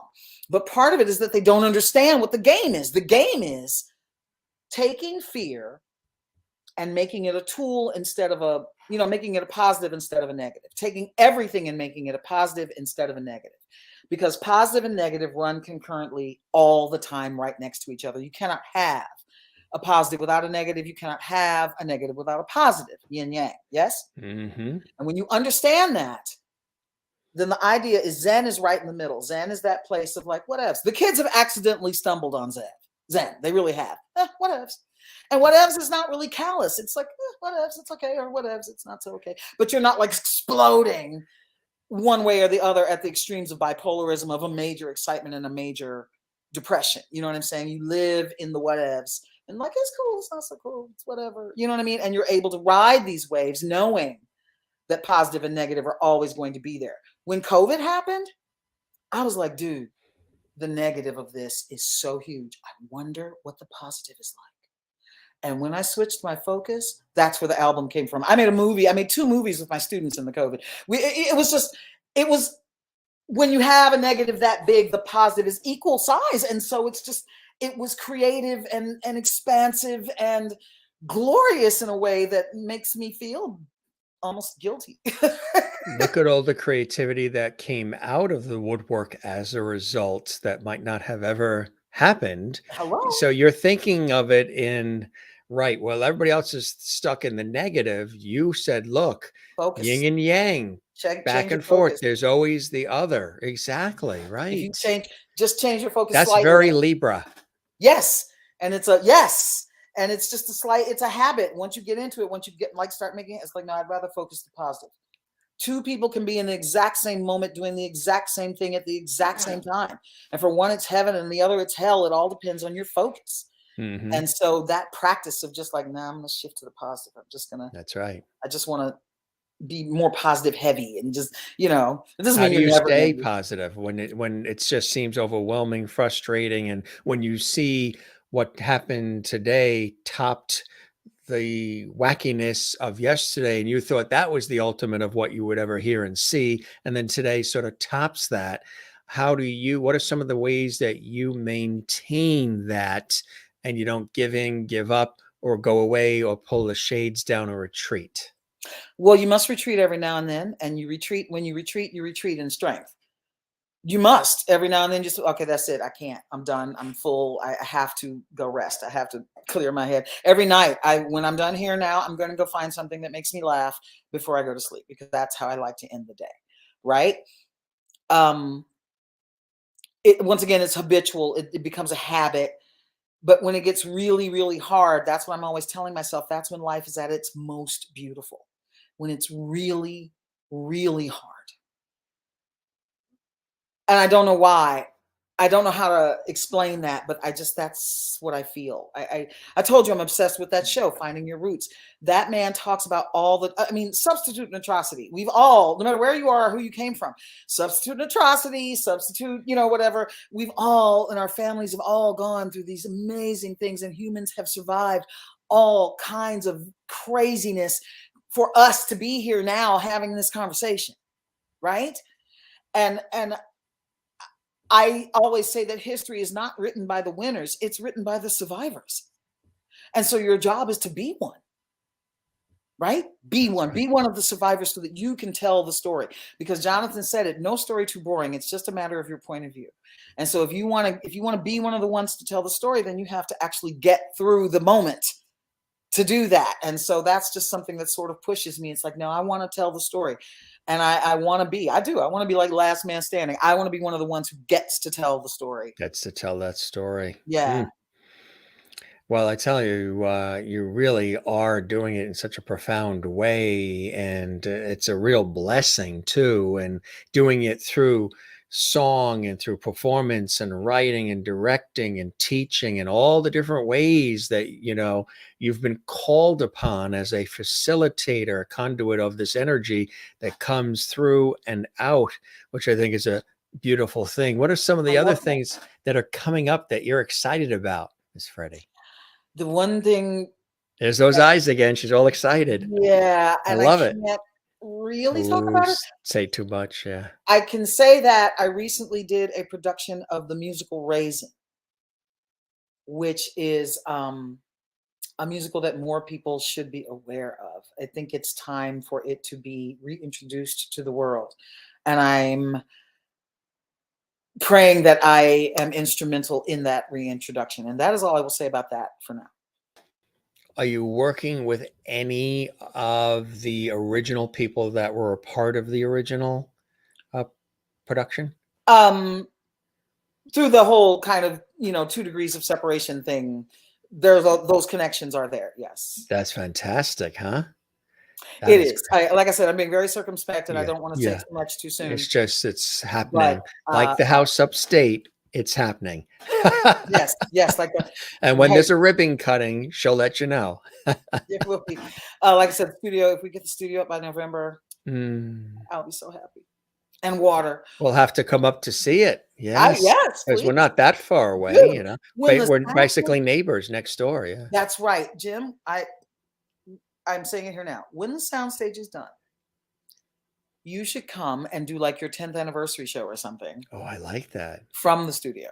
From the How about that? And studios. we can That's have a bunch of different guests because we'll have the big studio. yeah. It's a soundstage. You'll be able to actually shoot it there, and we'll be able to put your logo up and do it there, and have a nice, And we do Can we organic have a food. cake? Oh, we grow our own food. I'll bake the cake for you, darling. Miss Fredi knows a few That's a things. deal. Miss Fredi does not know everything, but she knows a few things, and show business and how to cook. I can grow food and cook food. I know food. What's your specialty? Oh, barbecue turkey legs. Ooh, that sounds good. How do Oh, you do them? I like it when I tell you that. Why would I tell you that? I will tell you. I will tell Secret you that recipe. secret recipe. But I will tell you, every Memorial Day and every 4th of July, we light the grills for 3 days, and I have a bunch of marinated turkey legs ready to go for anybody who comes up to get one. So you're on the cusp of that now then. Here comes Memorial Day. Mm-hmm. So you got a lot going on. A lot Mm-hmm. on your plate, pun Get intended. it? But Yeah. Ooh, uh-huh. yeah. Uh-huh. That's why. Well, She that's why. does sound effects too, gang. You know. Let's a little bit about the voice, Wicked, all of that, and your voiceover background. Tell us about some of that. I love doing voiceovers. I've been doing Yeah, commercials now for 20 something years. I was your side effects girl for the longest time. Side really. effects include, it'll tell you like this, like this, like this, like this. Call your doctor today to get some of this. Right, exactly. And anal seepage. Yeah. Yeah, Oof, the side effects. But yeah, I do. I love voiceover work. I love doing it. I've been doing some animations, which are very cool. I which got to is a play a great firefly. area. How Got did to you play and Bob Stewart how'd those two trains meet? Nicole Hill. Nicole Hill is a great human being who brought a million wonderful people into my life, Bob Stewart being one of them. And I just love that man. And he's one of the world's greatest. He is the next Eugene O'Neill. He is the next uh, it's Eugene O'Neill and Tennessee Williams, right? So I call him Eugene Williams or Tennessee O'Neill. He's one of those writing those big family dramas, American family dramas, and they are just his plays are just amazing, amazing, Yeah. And he was a amazing. guest on our show, gang. So if you didn't see that episode, look in the archives of the Mhm. hundreds of episodes of our Jim Almost Master a Show thousand, Live almost a series. thousand, almost a thousand. See, Isn't that unbelievable? I love it. It's a lot of levity. I love it.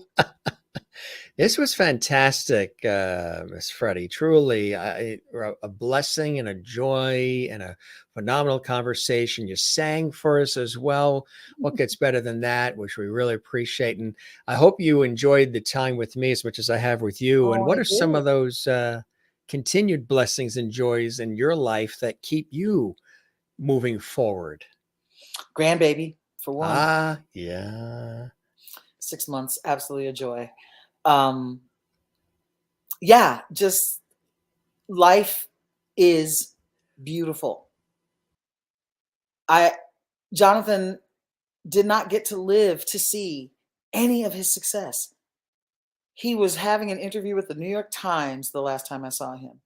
And we were leaving that dress rehearsal we had just done and giving him shit about being, oh, you blowing up now. Look at your Times interview. You all fierce, can't even, don't want to interrupt because whatever. If I'd known that was the last time would see him. No day but today is a mantra that I am so grateful for. It is words to live by, that clarity that he gave us all. And so every day is a precious and wonderful thing. It's your next moment.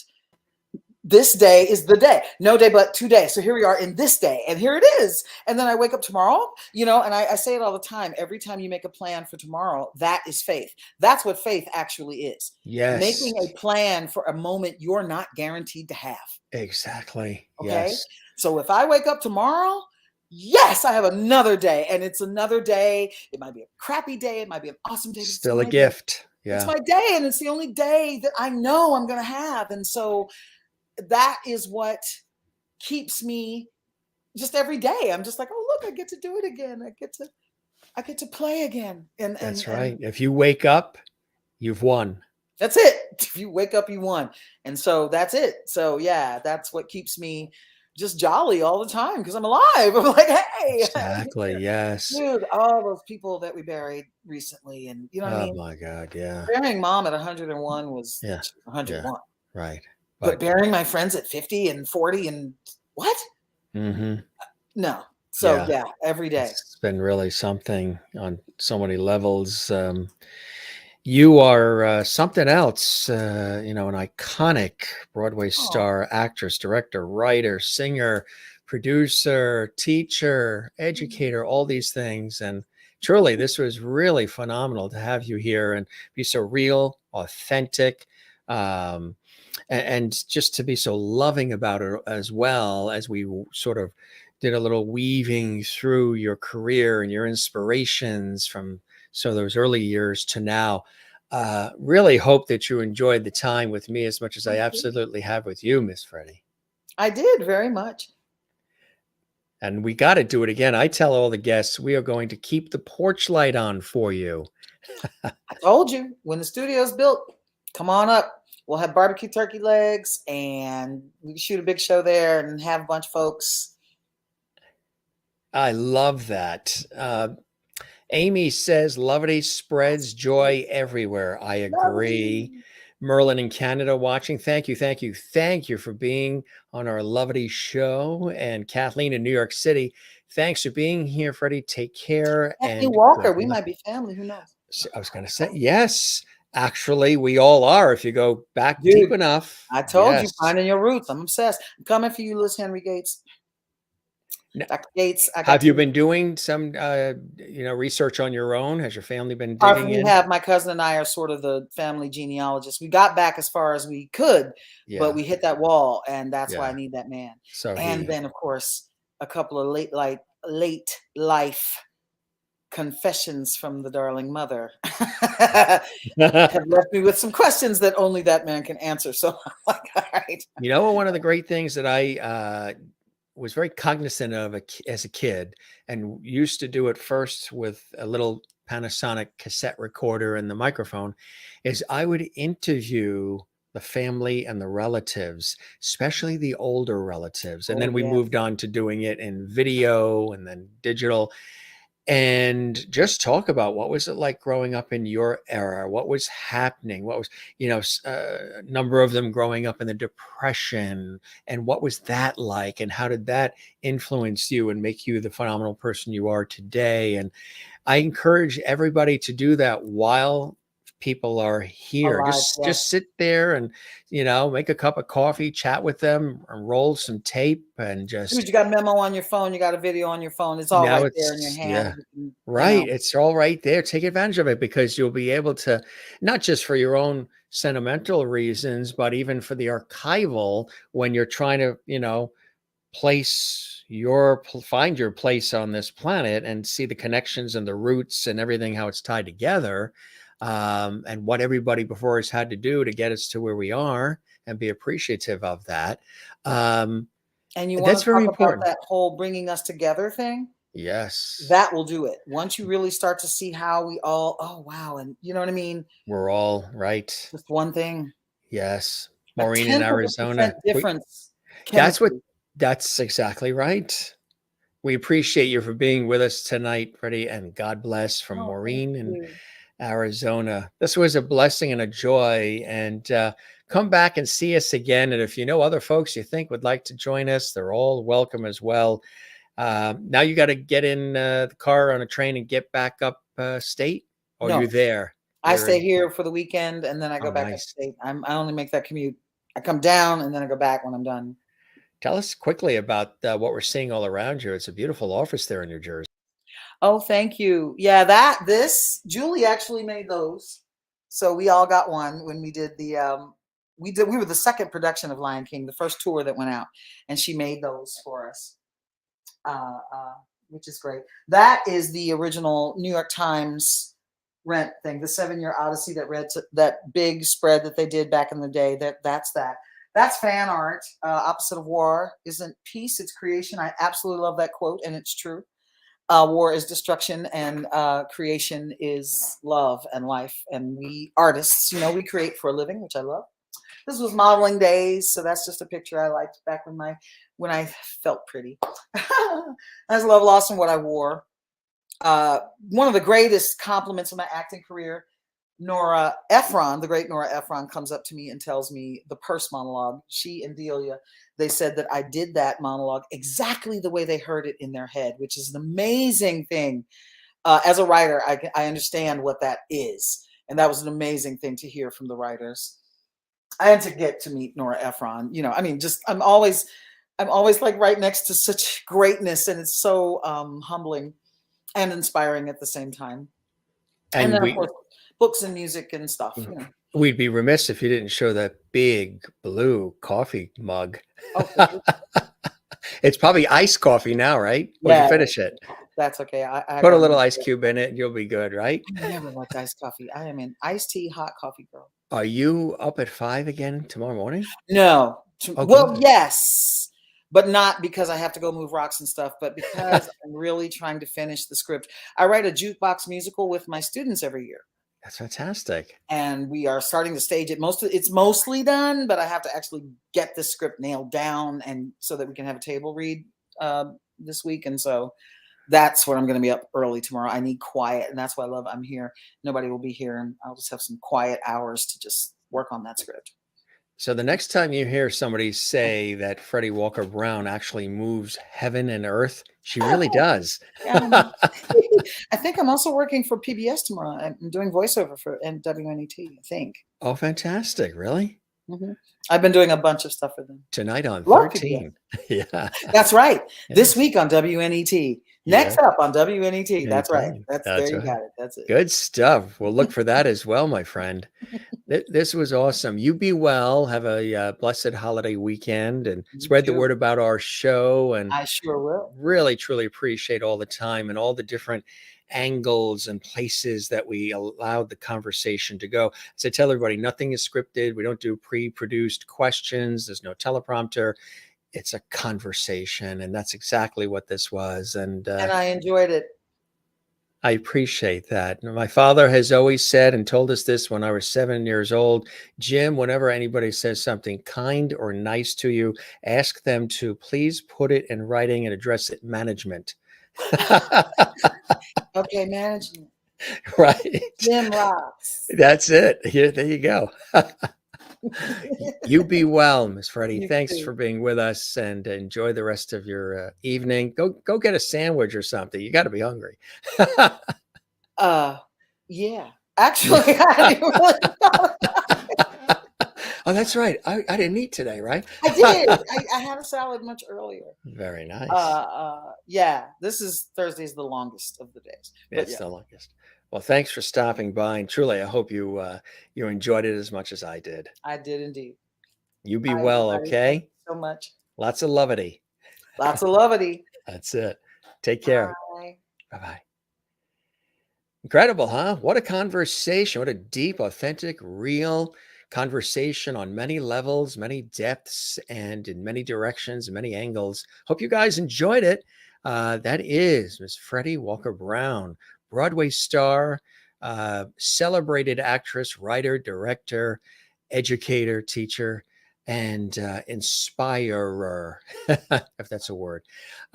Somebody who is a great source of inspiration, inspired and inspiring on many levels. And if you've been a fan of her work over the years, whether the Lion King, Rent, on television, other stage productions, anything else, now you know a little bit more about what makes her tick, what motivates her, her passions, her strengths. things that she questions in life. And it's a sort of a well-rounded, full circle sort of conversation that we had, which makes you appreciate a little bit more. And the next time you see her doing something, or you hear her name mentioned, or you go back in the archives and look at some of the work that she has done for the good of all of us, you'll have a real deeper understanding of who that person is and why. And that is pretty cool. We that's what we do here at the Jim Masters Show, live entertainment, lifestyle, celebrity talk show series, as we call it. And you guys are great. Thanks for all these incredible conversations. The Lovities have been really on fire with the conversations as well. Kathleen in New York says, thank you, Jim. You are so good at what you do. Thank you. I appreciate that. Been doing it for a while, but I really appreciate that as well. Pam in Maryland says, thank you, Freddie and James. James, I have to sit up straight now. Yes, I'm the fifth James in the family. Talk about ancestral stuff. James the fifth. Could you imagine that? Cheyenne Smith was here. And thanks for this. Wow, what a talented woman. Wouldn't you say? I second that emotion. Cheyenne, thanks very much for being with us here on the show. And really, really love this. And Maureen says, we appreciate you for being with us tonight, Freddie, and God bless. Absolutely. This was really fantastic. Amy says, great show, Jim. Thank you very much as well. You guys know I'm an interactive host, so I like to engage. You're sort of like our studio audience. I really appreciate all this as well. And thanks, Mr. Masters, for this great show. Thank you very much. Mr. Masters and Miss Fredi Walker-Browne in the house tonight with all of you, which was really, really fantastic. Thanks for all the comments and everything that's happening here. Maureen, thank you very much for that comment, agreeing with Kathleen, for he is the master of conversation. You're incredible, Jim. Thank you so much for your dedication to us Lovities. The pleasure is all mine. I love doing this work, and I don't even see it as work. It's an extension of what I do professionally, but it's just something that I find a true blessing. And you know, we just recently celebrated the 3-year anniversary of the Jim Masters Show Live with an extraordinary episode with so many celebrity guests and friends who had these wonderful things that they wanted to say and share, which I totally blown away by all of it. And if you didn't see that episode, I encourage you to go back in the archives and see that extraordinary episode. It really was amazing. And so many incredible things were said by some of these friends and guests that I'm still, you know, on cloud 9, like words from the incomparable Melissa Manchester. Hi, this is Melissa Manchester. Happy 3rd anniversary, Jim Masters. I'm so happy for your achievements thus far with no end in sight. I was delighted to be invited to be on your show twice. And we had a lovely time discussing my career and achievements. And what struck me was how delightful the tone was. It was not, you were not looking for any gotcha moments. You know, you, Jim, are interested apparently in restoring the art of conversation. And with that, the concept of levity, which I just find charming and encouraging and delightful. So I look forward to chatting with you again, dear Jim, and congratulations again for making a space where people can share their ideas, where you can ask thoughtful, probing questions to see how we're all doing on our paths, our parallel paths. So wishing you many, many more happy anniversaries. Long may levity wave, and you too. Be well. Hey, Jim, congratulations. That's quite a milestone.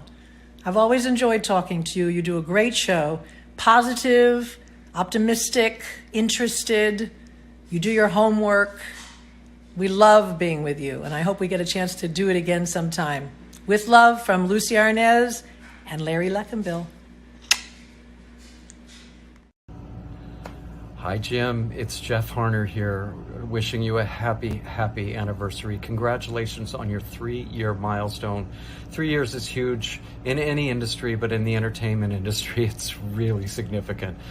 I am so grateful to have been one of your guests on your program. I had the gift of being the recipient of your intelligent, compassionate, empathetic, warm, clever sense of humor and deeply empathetic listening ears. I think our interview was supposed to be 45 minutes and it stretched to be 90 minutes, and it's not because you were talking, it's because you were listening to me, and I am so grateful. So long may you wave. You give such a gift of service to your audiences and to the entertainers. You shine such an attractive spotlight on all of us. Onwards and upwards, lots of love. Hey everybody, it's Christine Ullman, the Beehive Queen from the Saturday Night Live Band, here for my dear friend Jim Masters to celebrate the 3rd anniversary of the Jim Masters Show Live. Over 900 episodes says it all. It's fabulous. Happy anniversary, Jim. Hey Jim and everybody out there. This is Eileen Kristen. Jim, I want to congratulate you on your 3rd anniversary of your spectacular show. I really enjoyed doing it. You ask all the right questions. You really, really, really do your homework, frighteningly so. There I was, showing up as a 18-year-old in a toothpaste commercial.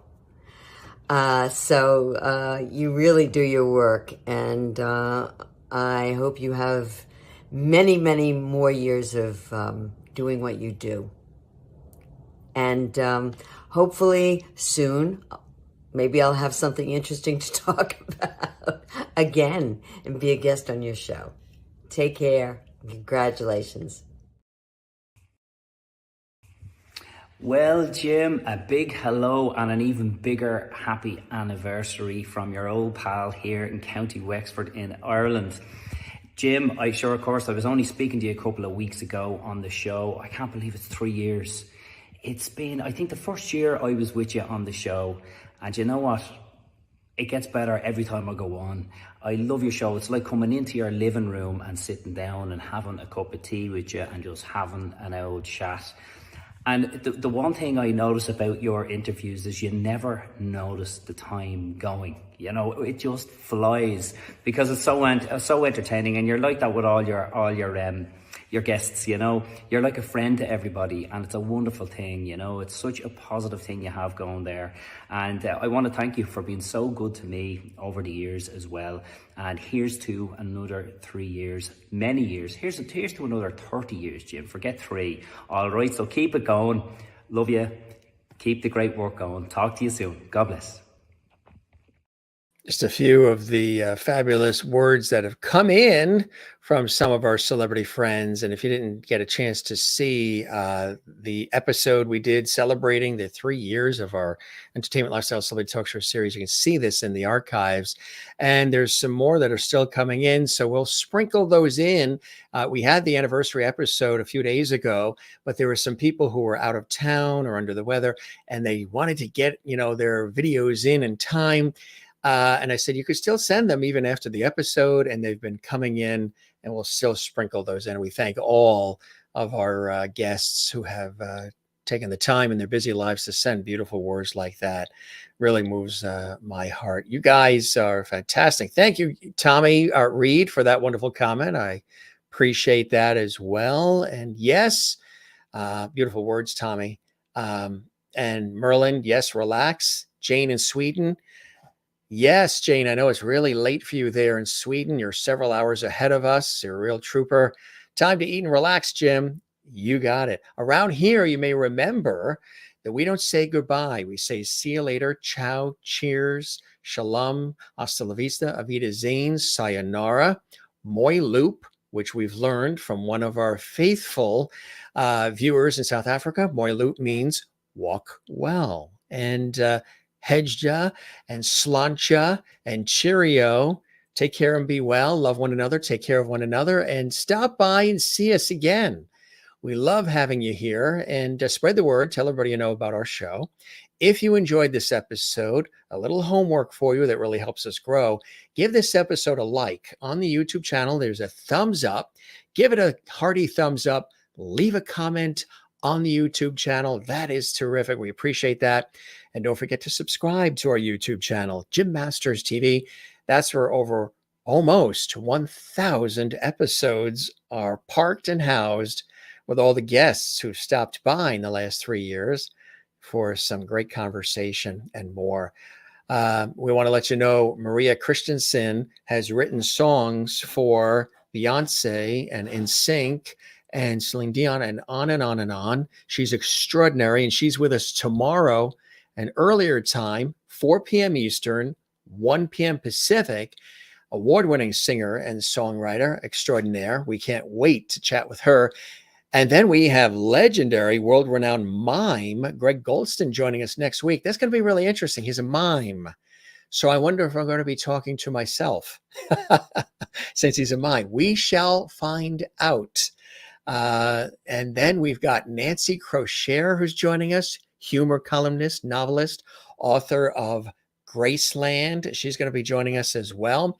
Ashley Crusado, actress, filmmaker, producer, director, going to be joining us in upcoming episodes here on the Jim Masters Show live series. So we're going to scoot out. And again, we thank you so very, very much for all the time and attention. We love you all. Take care. Be well. And again, love one another. Take care of one another and take care of yourself. And join us again soon. This is your host, Jim Masters, thanking you for your time this time. Till next time, we'll see you on the next one right here on the Jim Masters Show. Take care. Cheers.